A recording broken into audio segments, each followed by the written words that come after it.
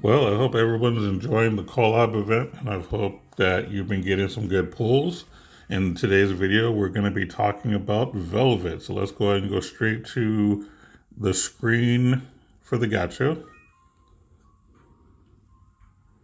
As you can tell, I definitely did some step ups. We'll talk about that later.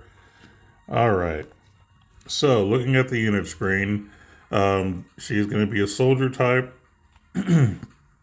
And what's interesting about the resistances that she has is that she's extremely weak to illness, which is kind of rough, but she is nil to curse, which is really good. And she has a resistance to blind, which is okay. Being weak to poison is not a big deal. We don't really care. As far as attributes, pretty strong against ice and fire. A little bit of resistance to light, but she's weak to thunder. I believe there might be like story related reasons as to why that is, but I don't quite remember. Now we are in the middle of the Tales collab, and for those who don't know, Velvet came from, I think it's Tales of Berseria, if I'm not mistaken. It's one of the few Tales games I actually finished because I am a fan of the Tales series. I think the story and the storytelling is really good, and Velvet is my favorite character in all of the Tales games that exist. So when she came out, I was super hyped about her, and I was 100% going to pull her. And this is before looking at her kit. Like, I'm just a fan of the character in general. Even if this character would have been terrible, I'd have pulled her anyway, just because I'm a fan. But as far as her traits, now this is where things get really interesting. All right, now the first trait, basically, she wants to use swords or claws. So if you ever equip with the sword and or a claw, with two weapons, um, you get some damage and some damage cap, physical and specials. If you're gonna take lethal damage, you restore HP like you would with Awakening, except you also restore one SCT stock for all skills, which is pretty strong, and you restore your special gauge meter. So that's kind of cool, and you get it once per wave. That's pretty cool, actually. I like the fact that you can get some SCT back after you trigger your Awakening passive for this trait. The second trait is also extremely interesting. So let's take a look at it. So whenever you defeat an enemy, you boost your physical attack and special. But the cap, not the damage, but just the cap. And you can do this for up to 10 enemies with a max of 10,000 damage cap. So you're basically getting 1,000 damage cap per enemy you defeat. That's basically what that is. But it gets better. When using skill 1, give unit the, I'm just going to call it the theory buff for 8 seconds. This buff continuously cuts your HP, but your physical attack damage cap goes up by 3k, which is fine. But here's the best part. Give physical attacks an anti-all enemy effect. So by just using your skill 1, which will be easy for anyone to do, because all you really need is skill charge 1 and you automatically get it. You don't even need anything else. So when you first start the match, you do your skill 1. For the next 8 seconds, all of your skills are going to be slayers. That's amazing. This basically means that if you play this character correctly, you will have slayers for 99% of your attacks. And you don't have to equip any slayer abilities. So if you're like, man, I'm fighting these kind of, enemies, I gotta prepare the necessary slayers. This is the one character that you don't have to do that kind of stuff for. Like you just go 1 and go to town. Now the idea is you use your skill 1 and then maybe do like skill 3, skill 2, whatever you have at the time. But within like I'd say 5 or 6 seconds, do another skill 1 just so you can refresh that Slayer All ability. This is super strong. Like, I think Last Cloudia gets a major W for this trait alone, for that ability. Typically, this would be a situation where it would say, after using skill 1, have a chance to get the All Slayer effect. That's what I would have expected last Claudia to do. This time, they just straight up gave it to her. This is a step in the right direction. Like when you have a very unique, strong ability like this, just let it happen. And for those who think that's going to break the game, it really isn't. Her damage multipliers are not super high. They're not like at the top tier, but it's good enough to get her through. And that's where they kind of balance it. You get a lot of damage cap, but the damage multipliers aren't super there. Otherwise, she'd be like super ridiculous in arena. So they did tame her a little bit, but I think they did it in the right way. Like this is how you make a character. And I haven't even talked about the passives yet, as far as like the traits and whatnot. Um, so you have some of the basics as far as like, fighting spirits, crits.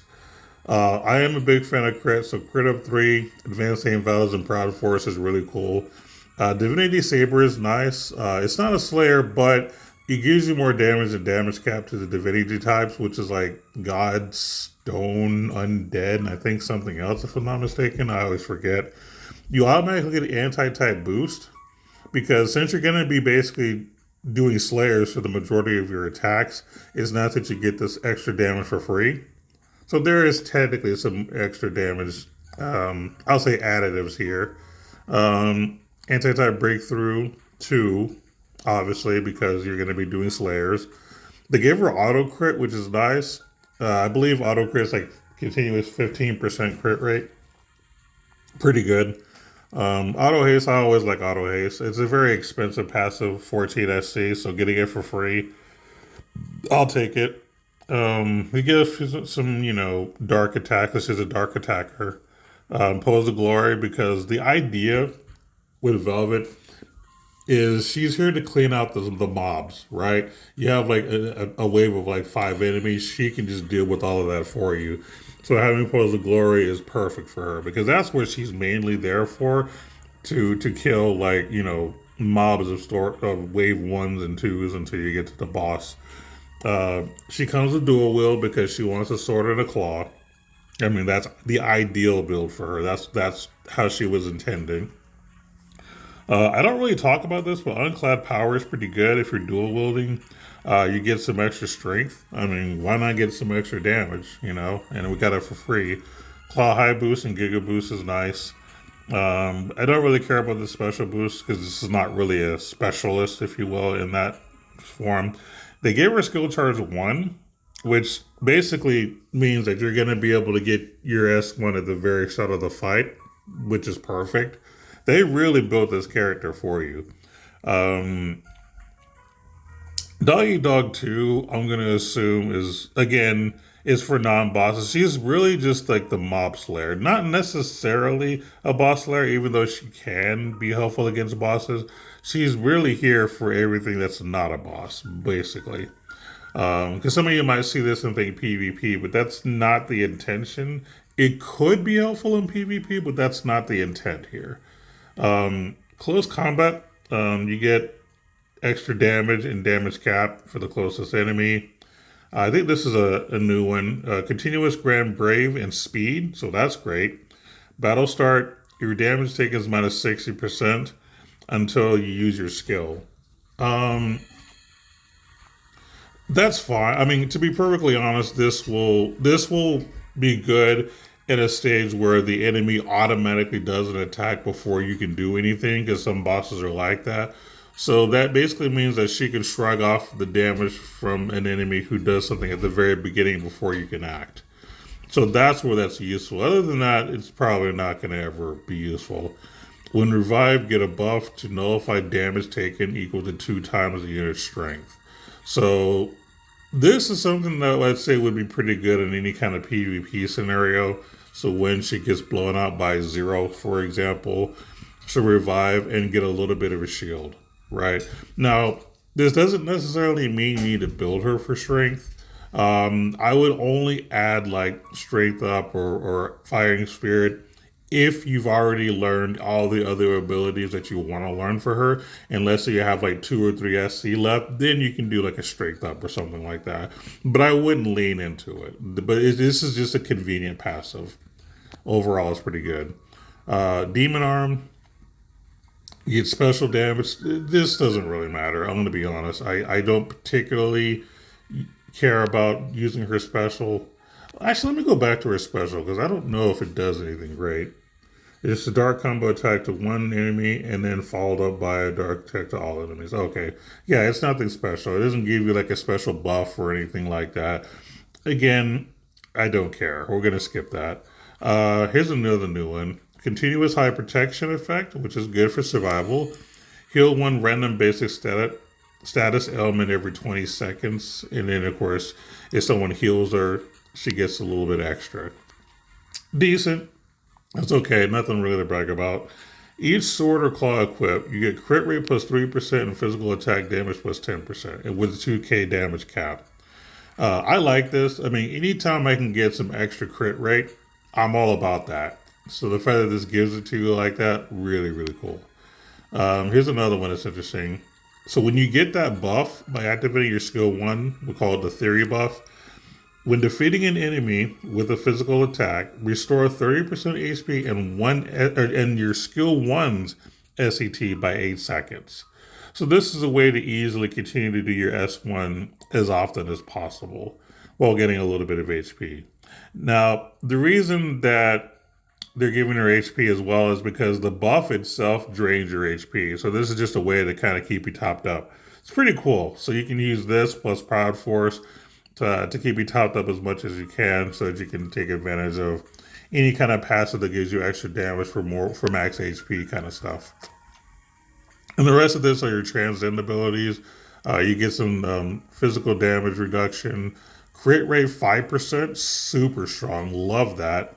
Extra crit damage, which, to be honest, in a PvE scenario, crit damage is not that important. This would be more for a PvP thing. You get some extra crit damage cap, which is fine. You get physical attack and damage. Oh, this is the Claw Mastery. Okay, so you get some extra damage and damage cap, is basically what that says. Some extra SCT speed, which is always good. And of course, Slayer damage plus 20% with some damage cap. So this is an excellent build. Last Cloudia did an amazing job. Because a lot of times in the past, I'll say like a character is really good, but I might have like one or two minor complaints. I have zero complaints on this character. Like they did everything I would want for this character. You would assume that they reached out to me personally and just say, "Hey, we're gonna have this Velvet character exist. What would you like for her to have?" This would have been it right here. Just a character that has like a very good Slayer passive with some added crit. That is so good. So yeah, as far as like PVE, she's amazing. Uh, I'm not gonna say she would be like the number one physical DPS, but I would still consider her top tier just because she's gonna always do Slayers. That's SC that you get to save, that you don't have to save up for, certain enemies. You just get it. The only weakness that she really has is if you go into a fight that just has one wave and it's just one boss with no spawns, then she won't be able to take advantage of her passives as much. But now, if a boss has little minions that you can kill, then she'll be able to, of course, get better. But yeah, that's her only weakness. Other than that, she's super good. Like, this is one of the best characters I think they've ever created. I'm super, super impressed. So if you get her, rejoice. She's super good. I'm a huge fan of her. I was a fan of her before because, like I said, I like the game and I like the character in general. But Last Claudia really did this character good justice. Oh, she's so much fun to play. So much fun. All right, we're going to switch over to my personal build. Now, she's only awakened 7, so she's not exactly fully maxed yet. But I have her fully enhanced. I have all of her skills learned. And I did buy both of her paid gear, which is why I was so far up in the step up. So let's take a look at the paid gear. All right, so she gets a sword. So basically, you get 30% dark damage, 2k damage cap, and then Slayer physical damage cap another 2k with crit rate of 5%. So The fast way to say this is you get 4,000 damage cap because you're always going to get slayers, and you're getting 5% crit rate. And of course, crit rate is something that is a huge seller for me. So the fact that we get this is super strong. This is a very, very good weapon for her. You know, like I said, you're getting free damage, you're getting lots of damage cap, and you're getting crit rate. That's all I could ask for in a sword. She also has an accessory. So, oh yeah, I forgot. Let me go back to the sword real quick. For a 6-star weapon, that streak stat is really good. Like 300 attack for a 6-star weapon is really good. They did a good job on the stats as well. Oh yeah, let me look and see if there was any. Yeah, that's pretty much it. All right, so the accessory, which is her comb, uh, she gets 500 HP, which is fine. 104 attack, which is also fine. Cut physical attack and counter damage taken based on how little HP she has left. Max of 50%. It's okay. Nothing really to brag about. And then when you have her theory buff, dark damage plus 20% damage cap 2k, which you should have 99% of the time. So this is free damage and damage cap for 99% of your attacks. Very good accessory as well. Now, if you're trying to budget, let's say you can't afford to do both, which I understand, and you had to pick one, definitely I would go for the sword. But that's because, you know, obviously I'm more of a crit rate kind of person, so I'm obviously going to go for the thing that gives me extra crit rate. I love doing pursuits and stuff like that, so like I'm all about that. So I'm a little bit biased on the sword, but objectively speaking, I do still think the sword is a better value. The stats are actually pretty good, and you know, you're getting some good damage and damage cap. Let me also do this.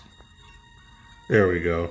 For the accessory specifically, you are also getting stun resist and a little bit of thunder resist because those are the thunder resist. She's weak to thunder, so having a little bit to kind of cover that weakness is pretty good.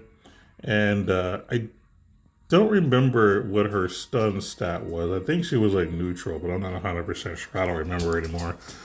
Either way, it's very good items. But if you're only going to pick one, I would recommend picking the sword. But obviously, whatever your preference is, you do that. And let's go ahead and talk about the arc real quick, just to get that out of the way, and then we will do the showcase for Velvet. Now, this arc is actually pretty good. I'm going to say right off the bat. The entire banner is super strong, but sword equip, you get damage plus 30%. Claw equip, you get crit rate 5%. I'm already sold. If you have a sword and a claw equipped, you get SCT plus 10%, which is nice. When close to death, greatly restore HP. I mean, she already has that in her passive, so you could use it for somebody else if you really want to. But it's there. When defeating an enemy, I mean, yeah, it's kind of redundant if you were going to use it for Velvet. But anyway, when defeating an enemy, boost physical attack damage cap. So you're only getting a damage cap increase, which is kind of fits for Velvet's kit anyway. You have max of 5,000 damage cap for up to 5 defeated enemies. Boost does not reset each wave, so you're going to get that permanently throughout the rest of the fight. So it's a pretty decent trait. I mean, it's definitely made for Velvet. I really like when they make the arcs match the character that it's for. Like I said, my only criticism is the awaken ability, since she already has one in her passive, so it's kind of redundant. Other than that, I think this fits perfectly for her. But that's not all. Like, I got lots of good things to say about this arc. So the passives here that you can learn are pretty decent. Now, I know some people like the elemental rush abilities. I don't particularly care because I don't usually focus on like hit combos. I used to back in the day, but it doesn't really. I'm not really that big a deal because depending on the fight, you may not get to the 50 plus. But if you do, you get some damage cap. That's nice. The healing here, basically HP recovery cap from allies active skills plus 1,000. I don't know if I would ever use this, but it's not bad. You get Pirate's Feast, which is really good. If you don't have any of the other arcs that have it, you get it here. So it's just an added bonus. Same with Giant Killing 2. It exists on other arcs, but it's pretty good. But here's the interesting one. So Gauntlet Blade Battle Technique. Sword and Claw equips. You need both the sword and the claw, just like Velvet. Physical attack damage plus 20% damage cap 2k. So you're getting another damage multiplier with some damage cap. Really nice. Really, really nice. For 8SC, I think that's pretty good. And I definitely do use that on my Velvet, for sure. So I think that some of the learnables are interesting, but I really like the one on the bottom the most, obviously. And it gets better. This arc actually has a good AER. Now, lately I've been complaining that most of the AERs in this game, at least within the last couple of years, have not been great. This is an exception, especially for an LR. Stats are okay overall, but that's not the important thing. It's the trait. Battle start restores skill 3's SCT by 7 seconds with 5% strength. The increase in your SCT for your slot 3 is awesome. Like, there might be another item that does this, but I probably don't have it. But having this to equip to anyone that you would normally want to use a skill 3 in the beginning is great. Like, for example, if you have Telestio, you'd probably do that. If you have Albedo, you may do that. And this is for the people who don't have, like, the arc. For example, I don't have the arc that increases all of your skill stocks. I think it's like Purple Orb. I don't have that. But if I want to get my S3 in the beginning of like in a PvP match, I would have to use like Skill Charge 3 with like a specific arc that increases your SCT at the beginning, plus maybe a character that gives everybody a passive SCT boost at the beginning. Like, you would have to kind of go through quite a bit. This kind of helps mitigate some of the preparation that you would need. This is an excellent item. Excellent, excellent item. So really good AER. Definitely top tier, in my opinion. Really good to have. So overall, the devs did a good job on this arc. They made this arc specifically for Velvet, which is how I think that all of the character arc pairings should be. I think they should always match each other to some degree. And like I said, learnables are decent. I mean, mainly for Velvet, but it's still decent. And a great ether reward that can be used for many other characters. This is just top tier. But yeah, really, really good stuff. All right, let's get to the showcase.